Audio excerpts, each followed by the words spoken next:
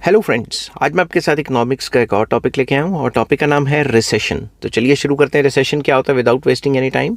A recession is a sharp economic slowdown often defined as 2 straight quarters of falling GDP. तो recession जो है एक ऐसी situation है जिसमें इकोनॉमिक स्लो डाउन हो जाता है। जो भी हम ट्रेड साइकिल्स पढ़ते हैं, तो जब इकॉनमी बढ़ती है तो हाईएस्ट पहुंच जाती है उसे बूम कह देते हैं, नीचे गिरती है तो उसे रिसेशन कह देते हैं, लोएस्ट पहुंच जाती है तो उसे डिप्रेशन कह देते हैं, और फिर से इकॉनमी बढ़ती है तो उसे रिकवरी और फिर से बूम, ये चलता रहता है।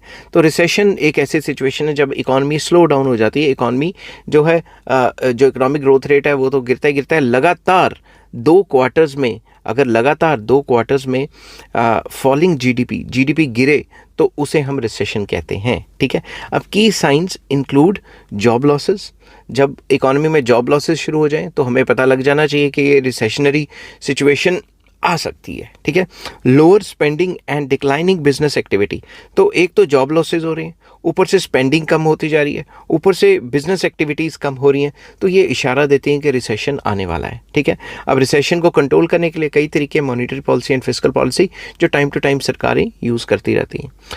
Causes range from high interest rates to financial crisis और एक्सटर्नल शॉक्स लाइक पेंडेमिक्स और वॉर्स। तो इसके कई कॉजेज हो सकते हैं कि रेट ऑफ इंटरेस्ट बहुत ज़्यादा हाई हो गए तो कोई लोन्स ही नहीं ले रहा, लोन नहीं लेगा तो फिर स्पेंडिंग कैसे करेगा, कंजम्पशन स्पेंडिंग और इन्वेस्टमेंट स्पेंडिंग दोनों कम हो जाएंगी। और एक्सटर्नल शॉक्स भी हो सकते हैं, जैसे कोई पेंडेमिक आ गया या वॉर आ गई।